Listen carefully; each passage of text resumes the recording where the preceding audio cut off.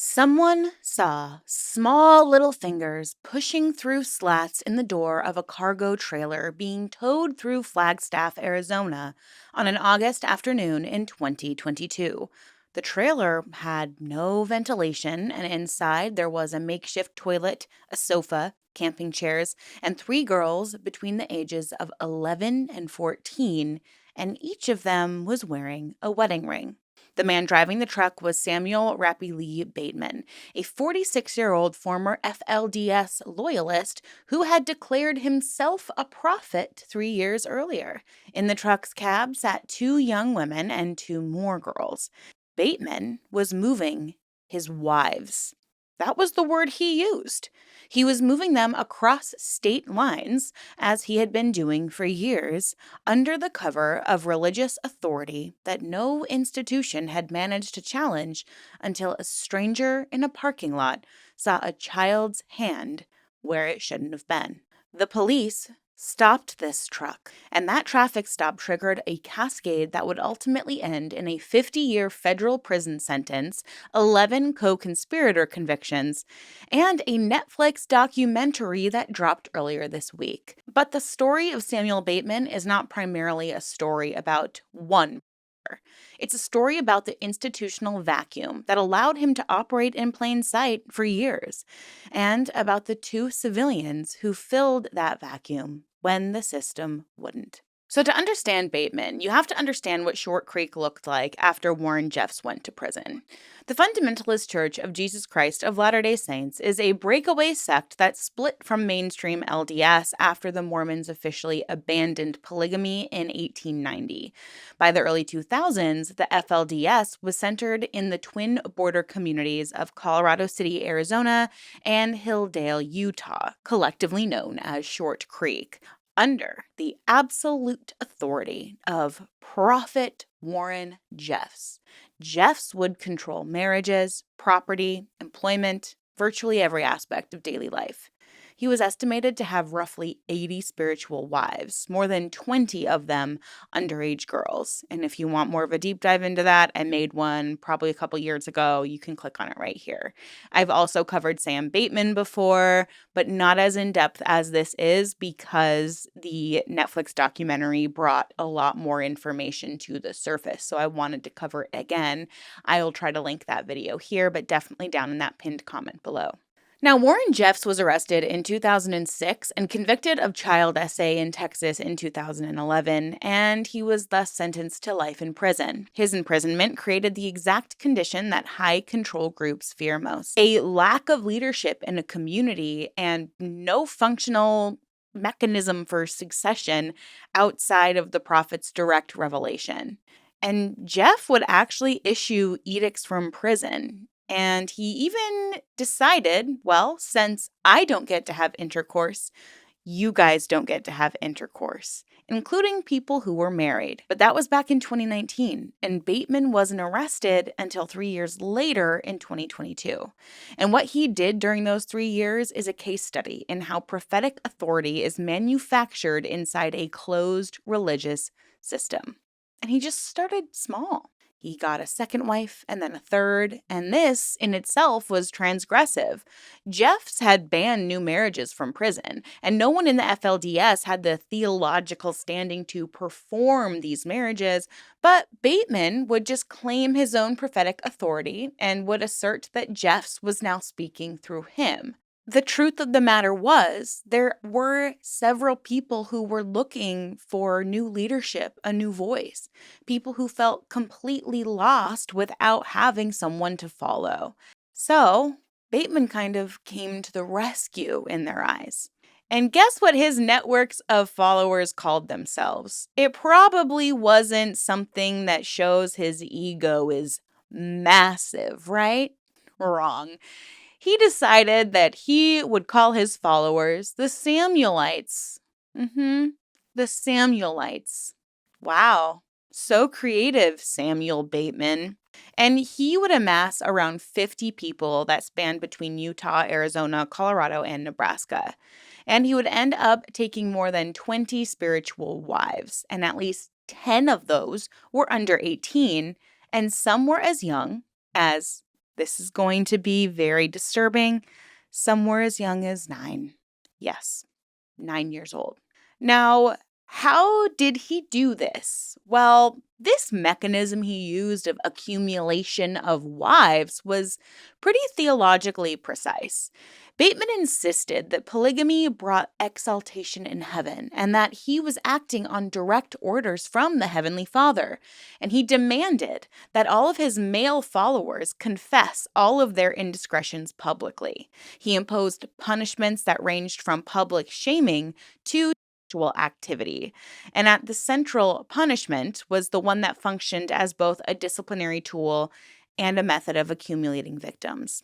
He would require that male followers atone for their sins by surrendering their own wives and daughters to Sam. Yes, fathers gave up their daughters. They gave up their wives, and they did it because a man told them God demanded it.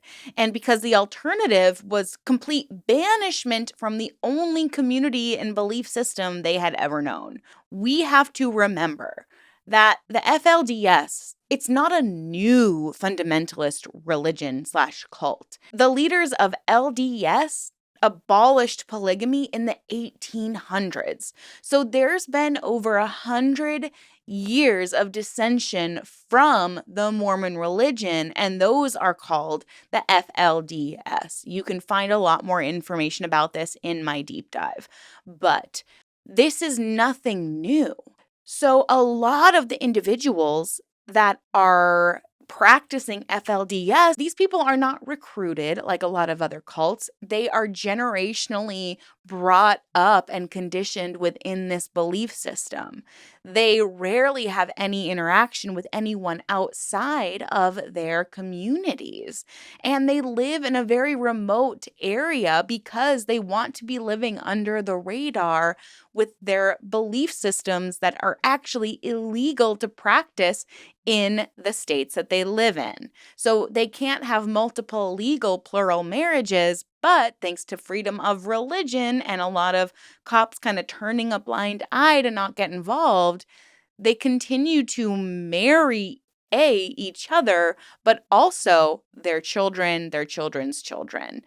I also recently made a video about the deformations and disabilities that a lot of the children of this inbreeding have been experiencing since 2017. I'll link that video here. It's a very fascinating study that doesn't get a lot of attention, and I think it is very pertinent to what we're discussing here. Now, a woman named Naomi was one of Bateman's wives, and she'd been in his care for over 10 years. Her husband literally handed her over to Bateman. And the thing about Bateman was, obviously, every insidious action that he took against the women was always orchestrated through the lens of spirituality and God, right? He would kind of conduct these sexual encounters that would involve his wives and include some minors. And then he would record some of these encounters and then transmit those recordings across state lines via electronic devices. So, considering a lot of these wives are underage girls, that's essentially child you know what. So, he was traveling constantly between Arizona, Utah, Colorado, and Nebraska, transporting victims as he went. He was basically assigning different men and different husbands to sleep with different women and would even dictate, okay, you're going to watch your wife have sex with me, and we're going to have this underage girl watch as a teaching lesson on how to, please her husband who's 20 years older than her. I mean, can you imagine how confusing this is? And I'm getting a little ahead of myself here, but in the documentary, we really see how painful it must be for these women who have been brought up in a group like this because they genuinely do not know anything else. So all of this behavior that we're talking about right now, and we're like, this is human being, this is like child S trafficking. This is terrible. This is abuse. This is child SA. They're thinking this is normal. They are being raised to believe that their role as a woman is to just please their husband. And if their husband is connected to God and is the prophet, well, that adds another layer of obedience. These women are drilled from the second they can listen to words that being obedient to the men is of the utmost importance for spiritual exaltation. And it's so sad because these young girls are confused when Sam goes to jail and gets arrested. They are angry, they are sad, they are scared. And it's so heartbreaking to watch these women not understand that they are essentially being rescued. They just had no understanding about the experiences they were enduring. And it's really, really heartbreaking.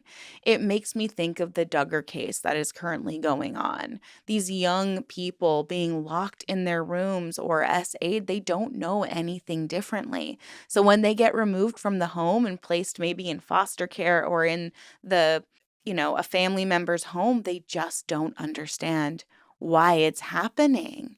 They don't really understand, and they're really scared instead of feeling like they're being saved.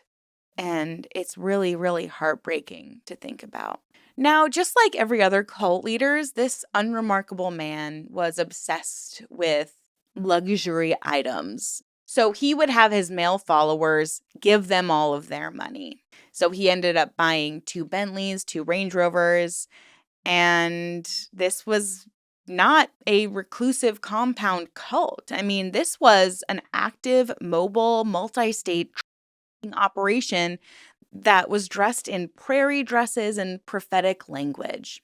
So now let's get into the brave creators and documentarians who made all of this come to light. And watching this documentary was so inspiring for me because I was like, oh my gosh, it would be so difficult and challenging and heartbreaking to witness, but so valuable and honestly like a dream to actually play a part in bringing down a cult leader like Christine Marie did. Now, she is kind of like the main character in the documentary. Her and her husband kind of infiltrated this group and documented everything. And if there's one thing that is going to be the Achilles heel, it seems, of every cult leader, it is going to be someone with a camera. Because cult leaders never think they're ever going to get caught. And then they want someone to record all the crazy stuff they do. And then there's all this evidence to use against them. I'm like, keep being stupid, cult leaders, please, because you're all gonna get taken down. Now, Christine Marie holds a PhD in psychology with a specialization in media psychology and cult psychology. She's actually a former mainstream Mormon, not FLDS, LDS, and a self-described survivor of cult-based human. Her husband, Tolga Caddis, is a videographer and former music video producer. So these are just kind of creative people who, I mean, it kind of reminds me of me and my husband. I'm an actor who's fascinated by, cult and cult psychology and passionate about creating awareness. And my husband is a videographer and used to be in a band. So I'm like, we could do something like this. Anyways, it's not about me and my husband, but it just was super inspiring for me to watch this documentary. But these people weren't law enforcement. They are not prosecutors. They're not journalists. They're a couple who moved to one of the most insular communities in America because they literally thought they could help them. And their connection to Short Creek began before Bateman's rise. After a devastating flash flood hit the twin border towns, Christine and Tolga traveled there to assist with relief efforts. And what they found was a community in crisis, but not just from the flood, but from the disintegration of the only social order its residents had ever known. Jeff's imprisonment had shattered the FLDS leadership structure, and hundreds of members were feeling adrift. They had already been cut off from the mainstream world by generations of isolation, and suddenly they didn't have any prophetic authority that had dictated every aspect of their lives prior. So Christine, drawing on her background in cult psychology, saw a community that needed sustained support, not a one-time visit. So her and her husband stayed. They moved in, and she founded a charitable organization called Voices for Dignity, and it was dedicated to advocacy and resources for marginalized populations. And she began to build relationships with FLDS members very slowly, very carefully, and on their terms. And this is crucial to understand because I think there's this attitude online to kind of insult followers of cults and brandish them with negative labels to try to get them out and call them stupid. So Christine and Tolga didn't just parachute into this cult with cameras and a secret agenda. By the time Bateman had declared himself a prophet in 2019, the couple had been living in Short Creek for years. So they knew the community, and the community knew them. Some of Christine's closest FLDS friends would later become her greatest sources of support during the investigation. They'd bring her meals and offer comfort during some of the most emotionally intense periods. So they first met Bateman in 2017 when he was still married only to his original wife. He disappeared for a while and then suddenly resurfaced in 2019 with a new wife and then another. And this was obviously very alarming. And then he disappeared again and would return with an SUV or two full of women and children. And that's a quote from Christine herself. Now, Christine and Tolga had already been documenting the community for several years, not necessarily as an investigation, but just as a record. They said that when they moved there, they didn't intend to do a documentary. They just saw some things that we thought should be documented, and we were doing that as a service to the people, unquote. But as Bateman's behavior escalated, the documentation took on a different character. They would begin reporting concerns to local law enforcement. And the response they got was effectively, yep, we just need more research. Yeah, there are potentially child brides getting R-worded by old men. And the police are like, okay, keep filming it. What? But these two set about getting that evidence. And this is so remarkable to me. It's fascinating to me because Bateman, in a decision that had to have been born of just pure narcissism, would invite Christine and Tolga into his inner circle. Now, Christine's organization, Voices for Dignity, had been providing assistance to Bateman during a period when he was going through a divorce and very low on money. And that generosity is what built this trust between them. So when Tolga began filming, Bateman didn't see surveillance. He saw an opportunity. He believed Christine and Tolga were making a documentary that would broadcast his prophetic message to the world, that their cameras would validate his divine authority and attract new followers. He was being documented for prosecution, and he thought he was being filmed for glory. And Christine has reflected on the psychological weight of this dual role with kind of disarming honesty. She said, quote, I was so trusted. I wanted to help them before they found out I was a mole. I'm not betraying them. I'm helping them, right? I mean, that's got to feel like a lot of tension. She has this genuine compassion for the community members, and she's come to love some of them. But she also has this growing certainty that she's living inside a crime scene. And that really is expressed in the documentary. It's not a hidden camera gotcha moment. It's literally years-long relationships that have been built on real care that became, out of necessity, kind of an intelligence operation. So her husband filmed daily life inside the set. It could be conversations, living conditions, the prairie dresses, the children, the mundane rhythms of a community that looked pastoral from the outside and was actually rotting from within.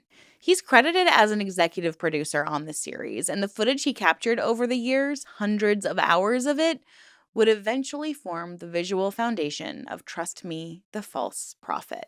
But all the audio was Christine's. Now, this critical moment came in 2021.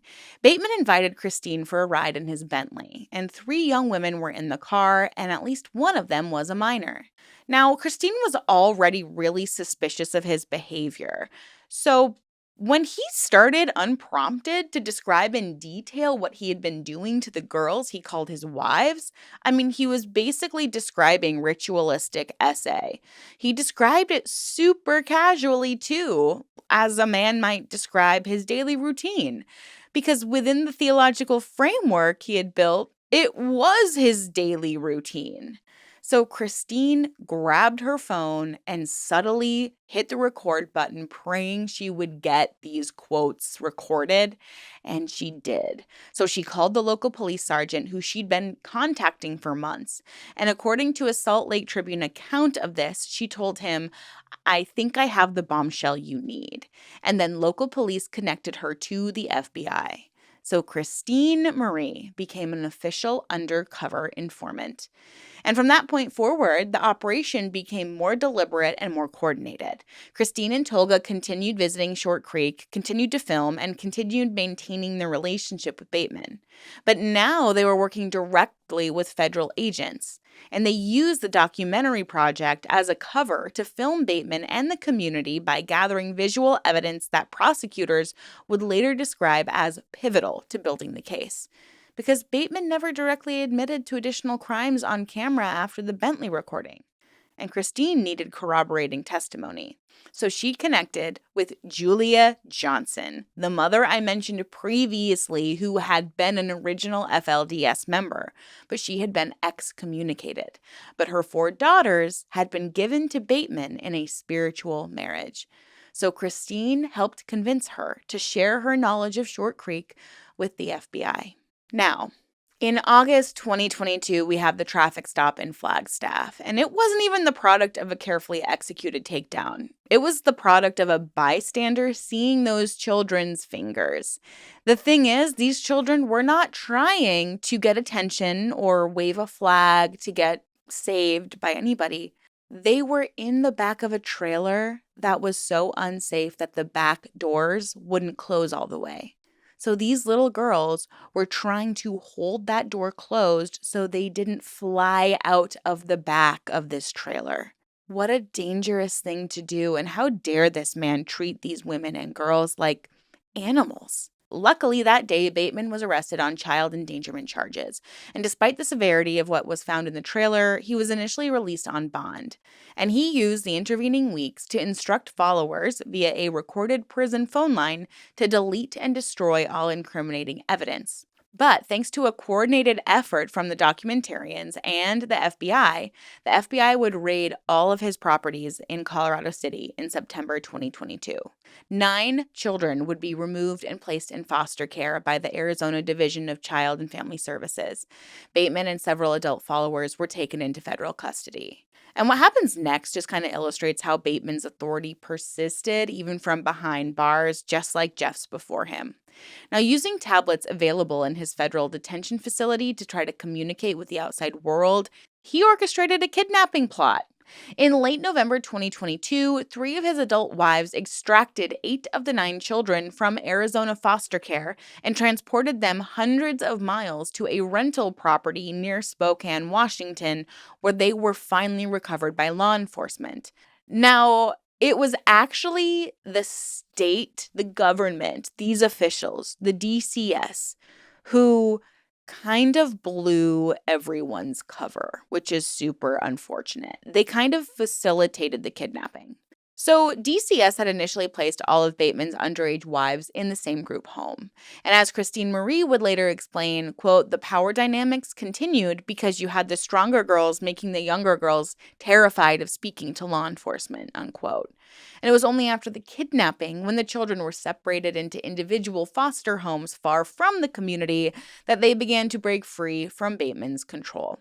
So the reason this kidnapping was actually able to be carried out is because Christine was outed by the government. One of the main wives actually saw a piece of paper on like a counter, or maybe she saw it in the trash. And she saw that they had listed Christine as an FBI informant. So then she told that to Sam and helped orchestrate this entire kidnapping. So imagine spending years nurturing this relationship with these girls to try to help them. And then a government official actually writes down your name in a document that they send to the home that these children are in. And that blows your cover. I would be just utterly broken at that point.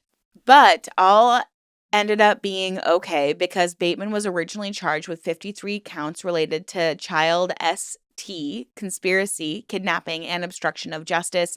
And in April 2024, he pleaded guilty to 2 counts: conspiracy to commit transportation of a minor for criminal SA and conspiracy to commit kidnapping. His plea agreement called for 20 to 50 years, and he was sentenced the maximum sentence, 50 years on each count served concurrently.